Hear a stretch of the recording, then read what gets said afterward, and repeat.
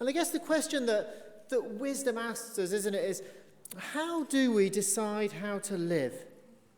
You know, every single day we all make dozens and dozens and dozens of decisions. Sometimes we don't even know we're making them. You know, so we're answering the big questions, aren't we, sometimes? What's right? What's wrong? The big moral questions of the day. We're asking questions about what job we should do, where we should live. But then also, day by day, we're making hundreds of smaller decisions.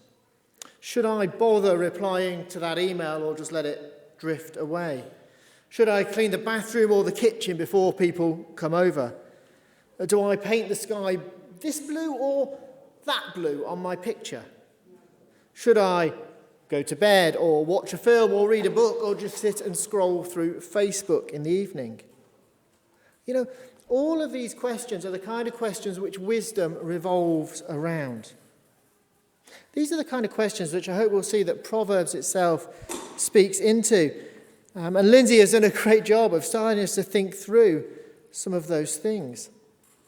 You see, Proverbs speaks from the most important and the biggest questions to the smallest and to us seemingly most insignificant. Last week we started our series in Colossians, and if you were here, you'll remember actually we were looking at the idea that wisdom is linked to this kind of idea of buying up the time, or redeeming the time, or making the best use of our time, so that when the world outside looks in, it sees something of God in our choices. Wisdom is about choosing well. It's a question, isn't it, that we all have to wrestle with. How do I make the best use of the time I have? From the hours we have each day to the years or even the decades that we're given. We all, each one of us in this room, has a limited amount of time that we've been given. When you're young, if you're one of the arrows or the youth amongst us, it feels like time, I remember it so well, stretches out sometimes before you, as if it will go on forever. Sometimes in those years, though, it begins to feel like you're making decisions and choices that will have an impact into your future. But then as the years roll on, as you reach the kind of middle ages, there are different choices to be made. There's a different amount of time it feels like left before you. It starts to feel like there's more gone than there is left. And then you will reach that point where it feels like there is very little time left. And this question of how do we live, how do we make the best use of time, is one that I think almost everybody around us is wrestling with. Perhaps now as much as ever. When we're surrounded, aren't we, by choice? We're surrounded by options. We're surrounded by expectations. I think there is a realization that we have now a vast amount of knowledge and information right at our fingertips. But with that, we seem to have almost lost wisdom amongst it all. There is a sense sometimes, I think, that we thought that knowing more would make choosing easier, would make knowing how to live easier. But sometimes we just simply don't know what to do with all that knowledge. Look at these. These are 4 pictures of books, and one's a TV program behind me. 12 Rules for Life by Jordan Peterson. We'll come back to this one later. The Berenstain Bears, Get the Gimmies, which is a kid's book. Sort Your Life Out in 7 Days, which is a TV program. And Flow illuminates the way to happiness, of optimal experience in life. Why have these books been written and so many like them? These aren't exceptions, they're just a selection. Well, they've been written because we have an overarching question we're often trying to answer. How do I live life and how do I do it well? How do I use the time I have best? How do I not fritter it away? They might be books and things aimed at certain people and stages of life. 12 Rules for Life is largely aimed at young men frittering away the time. The Gimmies is aimed at parents and actually children with them to help them think about the choices they make. Sort Your Life Out, aimed at those who just feel their lives and their homes are in a complete mess. But ultimately, they're all about making the best decisions in life. And they're all about painting a picture of what the best life looks like. Well, the wisdom literature in the Bible, in some senses, does a similar thing. It's in the same genre It wants to show us how to make the best use of our time, how to choose well from the marketplace of opportunities that are around us, how to prioritize, how to use the gifts and skills you particularly have got, but in the most God-glorifying way you can. Wisdom is about putting the jigsaw of life, if you like, together, as it was designed to be. Or as the youth put it, this was brilliant, by the way. This came from the youth on Monday night when they started thinking about wisdom. One of the phrases that came out of that, which I thought was brilliant, is wisdom is about God-fearing choice-making. Wisdom is about God-fearing choice-making. So you can thank our youth for that one, because it was way better than anything I could come up with. So that's what this is about. So this week we're going to turn to Proverbs. And Proverbs, it's one of three, really. You might add a few extras, but three of the big Old Testament wisdom books. There's Proverbs here, there's Job, and there's Ecclesiastes. And Proverbs, as we go through, you'll see it's quite an optimistic book in lots of ways. And it's probably the most well-known. It's got a kind of live as God intended and life will go well for you kind of vibe. Ecclesiastes is a bit more cynical. It's like, is it really all worth it? And Job kind of starts to answer some of the questions of how do we understand things when living wisely doesn't seem to work? But we're in Proverbs, and I think it starts with three big questions for us in chapter 1. Why do we need wisdom? And what good will it do us? Who is wisdom for? And where do we start? Where does wisdom begin? You see, these Proverbs, they were written by Solomon, King David's son, and he was famed for his wisdom. He was known throughout the world for his wisdom. Right at the beginning of his reign, it's funny we've had the Queen up already, in 1 Kings, he asked God for one thing. Of everything he could have chose, he asked God for wisdom. So he would know the difference between good and evil. So he'd know how to be a good king. So he'd know how to live as God's king.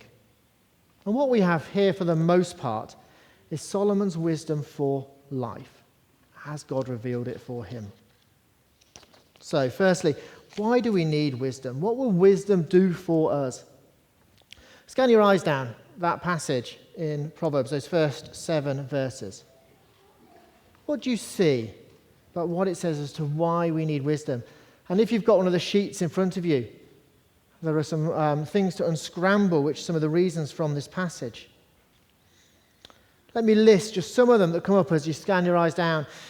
Wisdom brings righteousness. It's about justice. It's about equity, knowledge, discretion, guidance, prudence or caution, wise dealing. Wisdom is pretty broad. That is quite a list. As we look at this start of Proverbs, we realize that wisdom, it impacts every area of life. And we all need wisdom because life is complicated. Working out how to work well with others is hard. Knowing what is right and just and fair, when it comes down to it, is never as easy as we think. Knowing when to show discretion, when to be reserved in our speech, when not to say something, or when to speak, is often much more complicated than it first seems. Even in the simple things, we often find that we need wisdom. Let me give you kind of a really simple example that's not uncommon, and just see how complicated it is to bring these things out.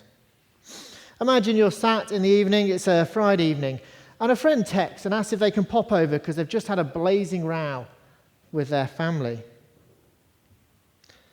But that night, you see, you'd promised the kids that you'd have a games night because you've been working late all week.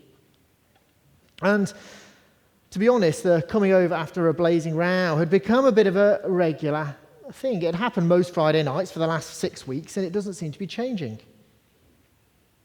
You're frustrated. As the kids see you read this message, they look at you and they know what's coming, and they already look a bit upset. What do you do? It's not the most complicated situation in the world, but where does righteousness fit here? What does it look like to love your neighbour in that circumstance? Are you actually loving them by saying, well, just come over and giving them an easy out every week just to rehash the argument? Where does justice and equity and fairness to the children work here? Is it fair to go back on your word to them?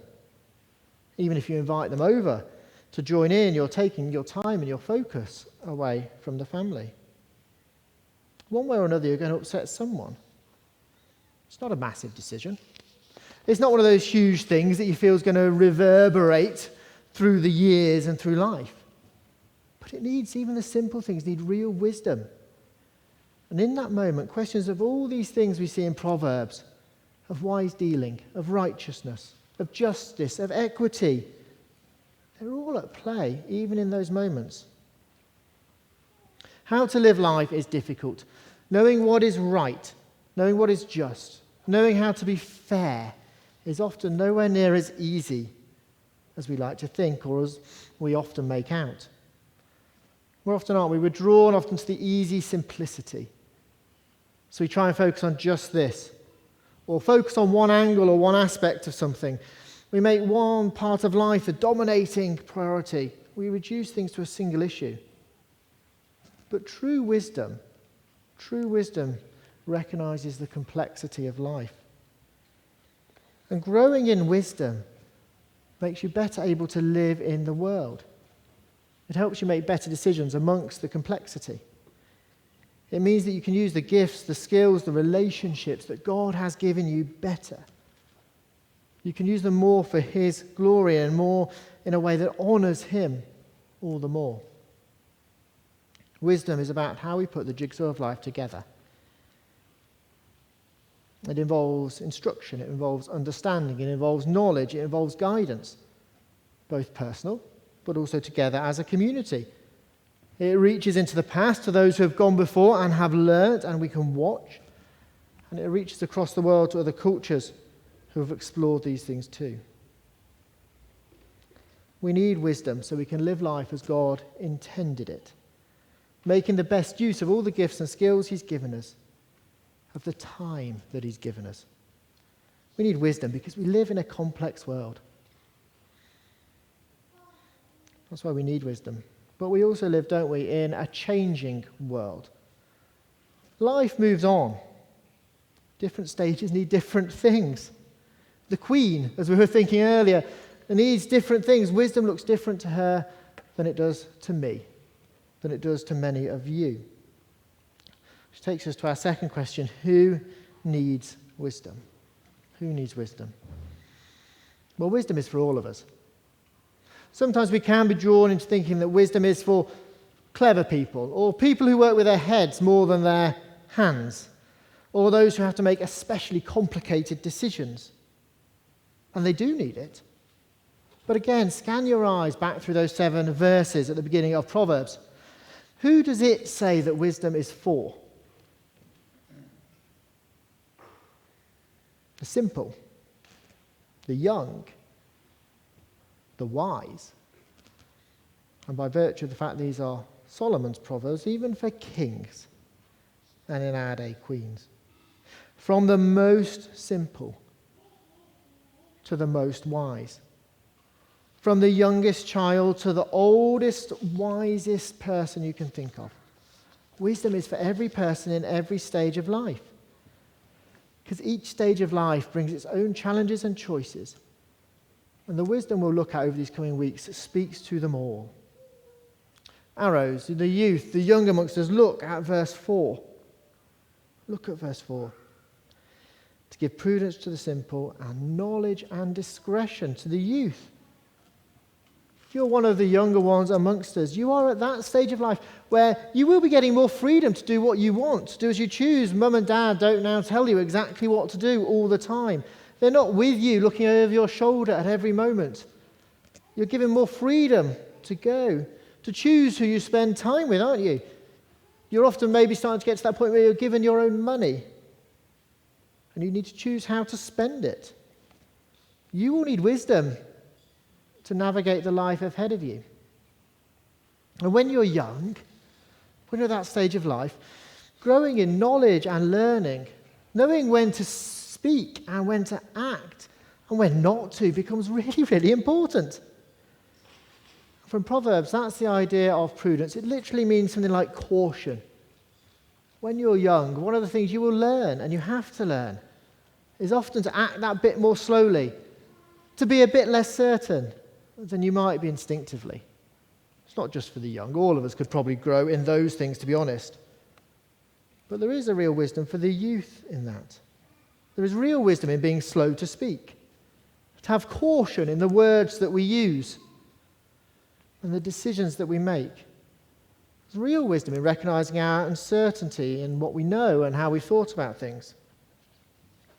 For example, those of you, and I know many of you do, with younger siblings, or even if you ever met a toddler, most of you have probably met a toddler once or twice, you will know very quickly about the completely random and unexplained outbursts over the slightest things. It all seems to be going so well, and then boom. You ask them to put their coat on. I mean, it's a tragedy. And they explode because it's not coat weather. And you seem not to have realised that. Of course, what they haven't realised is it will be coat weather in about 5 hours' time when you come home. They've got no consideration for the future, have they? No consideration for how their behaviour and their outburst affects others. There is no prudence, there's no caution, there's no wisdom in that moment. But wisdom slows us down. When we're young, that we start to learn, don't we, that responding that way really isn't wise. Although perhaps we don't learn as much as we should, let's be honest. Teenagers, and often as adults, still have those kinds of outbursts. When you're young, as you go through your teenage years, you will learn how much to share. Teenage young adults often have this tendency towards oversharing. Be aware of it. Use caution, because so often it comes back to bite you. The young and simple, they need wisdom to navigate life well. But you know what? So do the older people. So do the wise and powerful. They need guidance. They need other voices in their ears, other people speaking to them. They need to understand more. They need to grow in a breadth of knowledge so they too can make wise and good choices. You never reach the end of wisdom. Wisdom is for everybody because life is always changing. The difficult choices and situations of your youth often look way more simple years later. But you will be presented with a whole raft of other decisions, with often far-reaching consequences on others. For example, if you have responsibility for others at work, your choices, the way you are, the things you decide to do will have a significant impact on their lives. You need wisdom to make God-fearing, good choices when there seems to be no right answer. And we mustn't underestimate knowledge here. It comes up a couple of times in our passage if you look down. Verses 5 and 6, perhaps especially. Let the wise hear and increase in learning, and the one who understands obtain guidance. To understand a proverb and a saying, the words of the wise and their riddles. Knowledge alone, it's not enough to make you wise and help you make good decisions. Knowing the Bible inside out, knowing how this world works, knowing about other people and what makes them tick, that alone won't make you wise, but it helps. It means you can see connections more clearly. It means you can join the dots between God's word and the life you're living and what you're seeing. It means you understand more clearly what matters to God and what doesn't. Knowledge is, in some ways, it is a tool, isn't it, that can be used wisely or foolishly. And of course, knowledge, it can be true or false. So much of what we call knowledge and assumed to be fact in a few short decades will be thought of as wrong and idiotic. But as the years roll on, the older people amongst us, the wise, those who are growing up, will want to grow in their knowledge so they can continue to honour God more with their lives. So who needs wisdom? Well, we all need wisdom. From the youngest here to the oldest and wisest sage. Because God has given us all a life to live for him. And finally, where do we start with wisdom? Or where does wisdom begin? Well, perhaps a better way of thinking about it is kind of what lies at the base of wisdom and ties everything together that we'll see over these coming weeks. Verse 7, the fear of the Lord is the beginning of knowledge. Fools despise wisdom and instruction. Notice the interplay between knowledge and wisdom again. But by the time you get to Proverbs 9, those words are reversed slightly. Proverbs 9 verse 10 says this. It says, the fear of the Lord is the beginning of wisdom. The fear of the Lord is the beginning of wisdom. Knowledge, wisdom, they're reversed. So I won't read too much into the order. But what is meant by fear of the Lord? Because that's where it all begins. Well, it's one of those phrases that comes up all over the Bible. And it's got a whole breadth of nuances. A whole breadth of nuances. But firstly, some things to notice. Notice that it is the fear of the Lord here. The fear of the Lord. It's not the fear of God. It's not a fear of some distant, abstract God. Lord here is Yahweh. It's God's personal name. And it often speaks of a kind of covenant relationship with him and his people. This is about how you relate and how you live before a God who has drawn near to you, a God who has rescued you, a God who is both judge and yet father, a God who is slow to anger, graceful and merciful. The fear of the Lord is about how we relate to a God who gave his son Jesus to rescue us. This isn't saying that wisdom starts by trying to please some abstract God who is sitting with some scales in the heavens weighing our good and bad deeds so we can avoid his wrath. Yet, wisdom does begin with a recognition of our relationship with God and a deep desire to respect the boundaries that he has placed in life, and a deep desire to live in the kind of direction that he says is good. Wisdom, it begins by seeking to define good and evil, right and wrong, in obedience to a God who has loved you and who has rescued you. It means if you want to truly find wisdom and to live by it, you ultimately need to know Jesus, because you need to be in a relationship with the Lord through him. That's where, in one sense, wisdom begins. If life for you at the moment is overwhelming, if decision-making seems impossible, if you've got that thing that now gets called decision fatigue, if working out right from wrong, good from evil just seems impossible, then the first place to go is back to Jesus. Because it's through him you have your relationship with God. It's through him you can start to rejoice again in the framework, the boundaries, the direction that he puts in place. It will give you a structure where God says, I am your God and you are my people, and this is how you live in my world. If you come to the wisdom literature, if you come to Proverbs, if you come to this series, not kind of rejoicing in the wonderful rescue of God into his family for you, then God's wisdom is either going to become some kind of rod for your back, where you fight to live by it in a way that it was never intended, or it's just going to seem completely foolish to you. It's going to seem so different to the wisdom of the world around that it makes no sense. Because it does make no sense, much of it, without Jesus, the forgiveness he brings, and the Lord.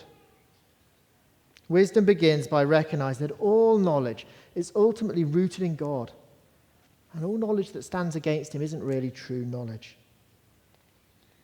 If you like, the fear of the Lord, it's the framework in which everything else sits.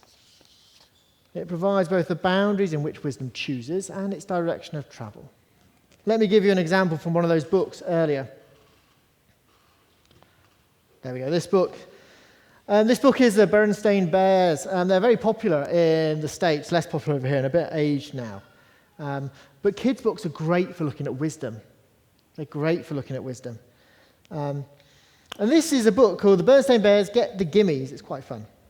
The idea of the gimmies is that thing, if you've got kids, and if you are kids, you'll remember this. When you go to the supermarket and you gimme, gimme, gimme. Hence all the supermarkets now have moved the sweets from near the checkouts. And wherever you go, you want something, you need something, you must have something. That's the gimmies. And basically the idea here is these bear cubs, they have a bad case of the gimmies.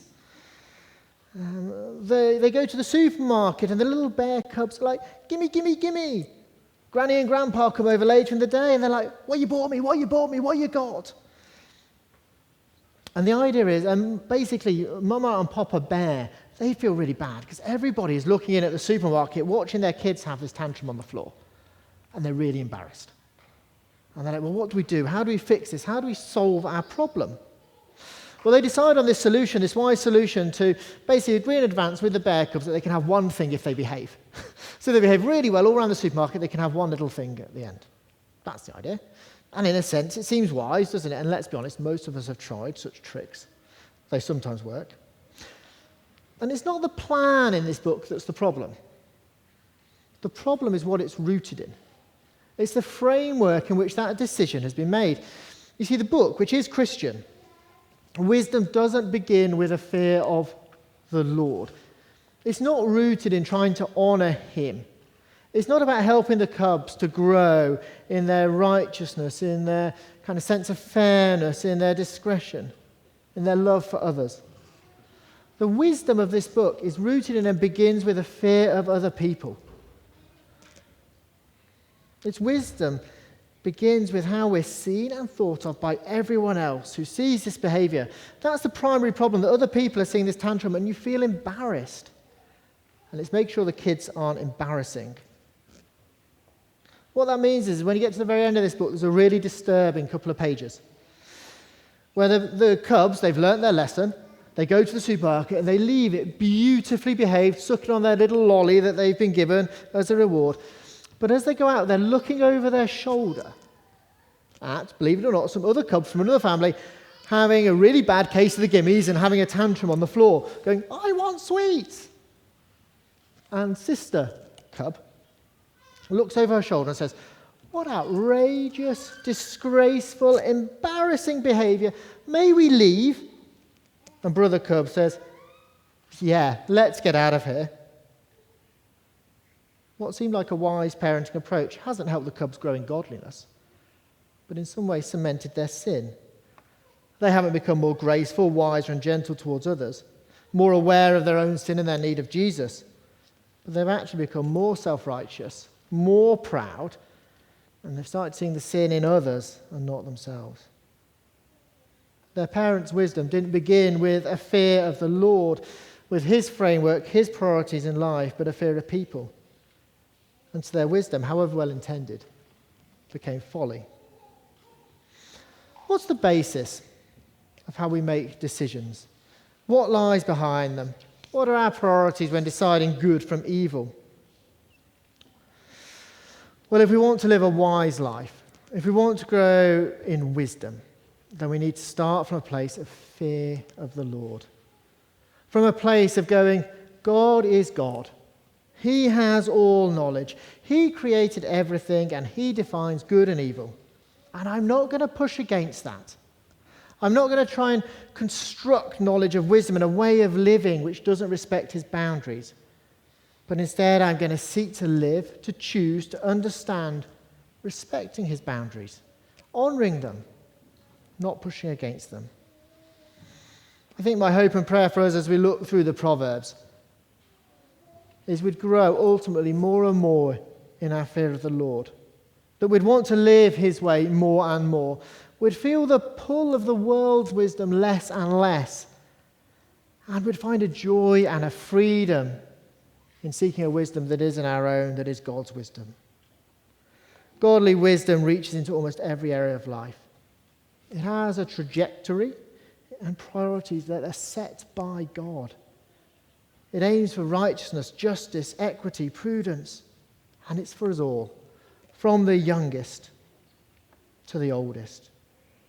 But it begins with a fear of the Lord who rescued us, who showed us grace, mercy, and compassion, a Lord who loves us, and a Lord who knows the best way to live. Let's have a moment of quiet, and then we're going to sing again to that Lord as the kids come back in.